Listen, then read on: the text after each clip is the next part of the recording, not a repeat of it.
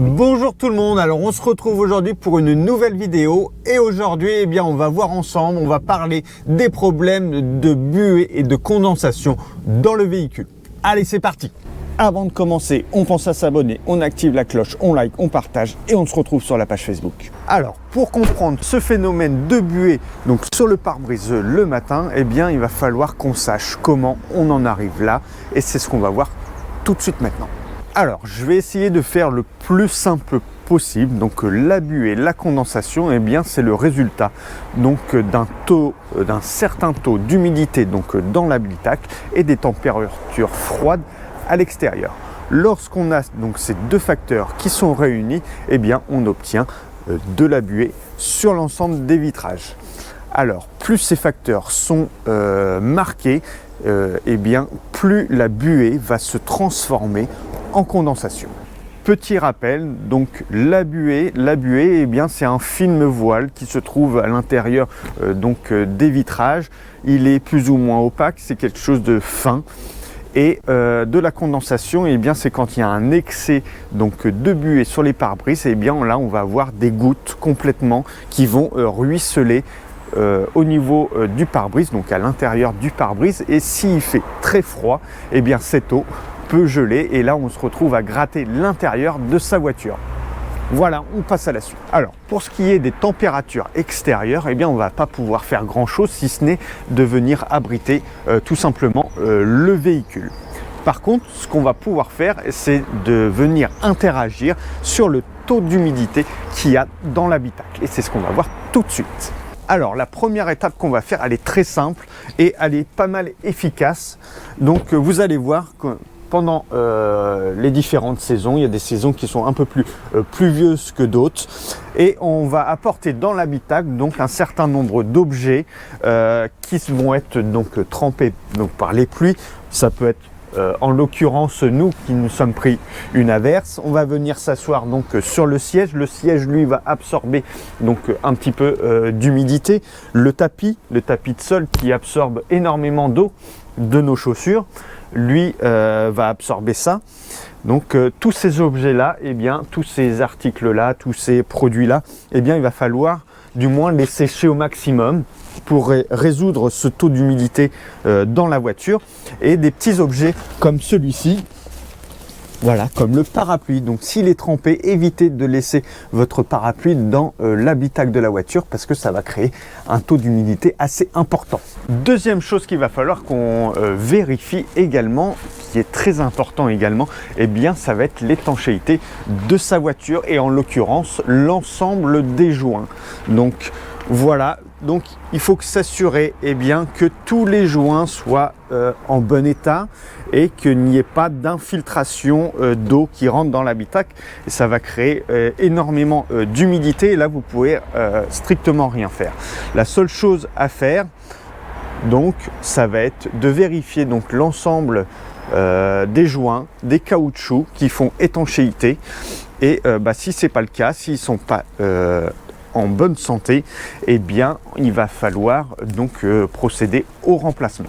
Donc si vous voulez une petite astuce également pour tout ce qui est joints de portière, etc. Donc tous ces petits joints là qui font l'étanchéité, moi je les nettoie de temps à autre avec une petite bombe de silicone. Donc ça vient les protéger, ça vient éviter qu'ils collent et en période de gel, la portière elle ne colle pas aux joints et ça évite quand on tire de venir les déchirer. Donc là la voiture elle est plutôt saine au niveau des joints. Donc c'est pas sur ça qu'on va s'orienter, du moins sur la voiture. Allez, on passe à la suite. Pour tous ceux qui sont munis d'un toit ouvrant sur leur véhicule, à bien vérifier l'étanchéité car souvent il y a pas mal de fuites au niveau des toits ouvrants. On passe à la suite. Si on a donc beaucoup d'humidité dans l'habitacle, il faut qu'on trouve d'où vienne cette source d'humidité.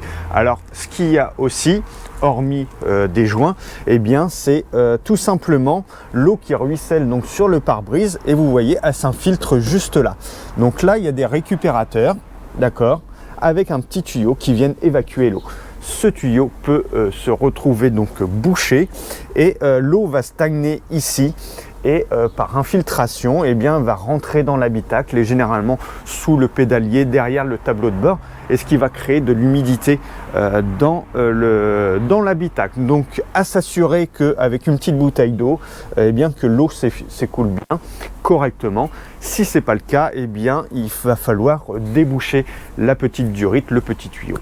Une fois qu'on va avoir donc vérifié s'il y avait des infiltrations d'eau ou non, eh bien il va falloir qu'on s'occupe d'un point qui est très important dans la voiture. Ça va être la circulation de l'air et notamment le bon fonctionnement de la clim. Il va falloir s'assurer du bon fonctionnement du système d'aération, du système de ventilation de la voiture, tout simplement parce que c'est ce qui va permettre de réguler le taux d'humidité dans le véhicule. Donc à s'assurer que les commandes du chauffage fonctionnent correctement, que les bouches d'aération fonctionnent, ne soient pas obstruées, ne soient pas bouchées. S'assurer donc de la climatisation, qu'elle soit en bon état de marche, car la clim a un rôle très important. Elle va permettre de déshumidifier donc l'habitacle, car dans son circuit eh ben, il y a un petit condensateur, il y a un petit mécanisme qui va venir absorber cette humidité. Voilà. Autre chose avant de terminer, eh bien c'est cette petite touche là qui permet d'actionner ou non donc le recyclage de l'air. Donc à faire attention s'il est activé ou non. Le but c'est de venir chercher de l'air de l'extérieur pour remplacer l'air qui est humide de l'habitacle vers l'extérieur. Si on fait le recyclage de l'habitacle, eh bien on est toujours avec cette même air qui est humidifié. Donc le but c'est qu'on aille chercher de l'air neuf. Voilà, allez, on passe à la suite. Voilà, donc on va pouvoir aussi faire autre chose. Et bien ça va être tout simplement donc d'entretenir donc l'ensemble de ces vitrages en les nettoyant régulièrement. Ça va venir diminuer l'apparition donc des buées. J'aimerais terminer donc cette vidéo sur les fameux produits qu'on trouve dans le commerce, les anti-buées, etc. Donc les anti-buées, c'est pas non plus des produits miracles. C'est pas parce que vous en mettez sur votre pare-brise que vous aurez plus d'humidité dans le véhicule. À la base, il faut d'abord trouver d'où vient ce taux d'humidité important dans l'habitacle. Et à partir de là, on peut les entretenir avec un nettoyant vitrage anti-buée. Donc tout ça, voilà, mais on peut pas l'utiliser pour désembuer le véhicule, pour enlever le taux d'humidité du véhicule. Ça ne marchera pas, vous serez déçu et vous aurez perdu votre argent pour rien. Voilà, j'espère que ça va vous aider et en attendant, je vous dis à très vite.